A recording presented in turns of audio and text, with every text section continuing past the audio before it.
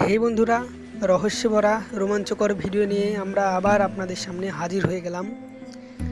এবারের আমাদের এপিসোডটি হলো বাস। আপনাদের মনে অনেক প্রশ্ন জাগতে পারে, এটা আবার কেমন ভয়ানক এপিসোড। তো এই বাস নিয়ে আমাদের গ্রামে গঞ্জে অনেক ভৌতিক কাহিনী রয়েছে, যা আপনারা হয়তো জানেন না, আর আমরা আজকে আপনাদেরকে সেগুলোই দেখাবো।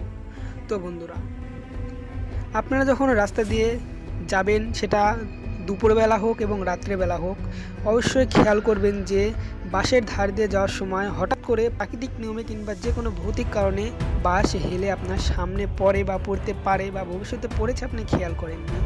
এর কারণটা আমরা আজকে জানাবো আমাদের এপিসোডে।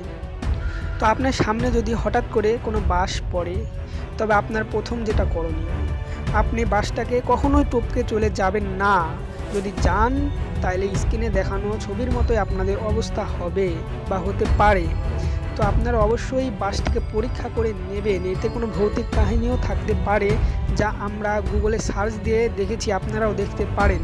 বন্ধুরা, বাস যখন আপনাদের সামনে হঠাৎ করে পড়ে যাবে, তখন আপনাদের যেগুলো করণীয় সেগুলো আমরা আজকে ভিডিওতে বলতেছি। যে বাস যখন আপনার সামনে থাকবে, তখন আপনি প্রথমেই ওই বাসের উপরে 3টা টোকা দিবেন, এবং আপনি যদি কোনো সূরা জানেন তো সূরা পড়বেন। হ্যাঁ, কারণ আমরা মুসলমান, এবং মুসলমান ছাড়াও আপনি আপনার প্রভুভক্ত যে কোনো ধর্মেরই হন না কেন, আপনি আপনার ওই ধর্মের প্রভুকে মনে মনে ভাববেন, কারণ এটা কোনো ভৌতিক বিষয়। আর আমি বলি, আপনার সামনে যখন বাস আসবে বা পড়বে, আপনি বাসটাকে 3টা টোকা দেবেন, আর 3টা টোকা দেওয়ার সাথে সাথে যদি বাসটা উপরে উঠে যায়, তাইলে আপনি কি বুঝবেন? আপনি বুঝবেন যে বাসে কোনো প্রবলেম আছে। আর যখন আপনি 3টা টোকা দেওয়ার পরেও দেখবেন যে বাসটা নিচে আছে, তাইলে বুঝবেন যে সেই বাসে অনেক প্রবলেম আছে, ভৌতিক কোনো কারণে বাসটি নিচে আছে। আপনি কখনোই বাসটিকে টপকাবেন না। তো বন্ধুরা, আমি আপনাদেরকে এটাই বলবো, আপনারা যখনই কোনো বাস নিচে পড়ে থাকতে দেখবেন, আপনারা সকল কিছু পরীক্ষা করে নেবেন। আর যদি আপনার মন দুর্বল হয়ে যায়, এটা স্বাভাবিক, যে আপনার সামনে হঠাৎ করে কিছু যদি পড়ে, সেটা বাস হোক, সেটা গাছ হোক, কিংবা অন্য কিছু, এবং যদি কোনো রাত্রেবেলা পড়ে, আপনার মন তখন ছটফট করবে, মানে ভয় লাগবেই আপনার, এটা শিওর।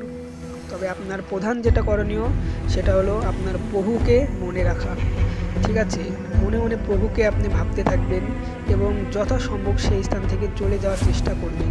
আপনি যদি সেই স্থান থেকে চলে না যান এবং আপনার প্রভুকে আপনি মনে না রাখেন, ঠিক আছে, সেক্ষেত্রে আপনার অনেক বিপদ হতে পারে।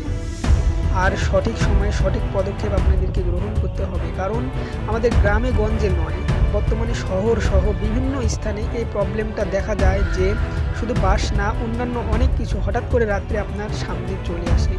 সেক্ষেত্রে আপনাদের যা কিছু করণীয়, তা আপনারা সঠিক সময়ে সঠিক কিছু করতে হবে, তাহলে আপনাদের সমস্যার সমাধান হবে।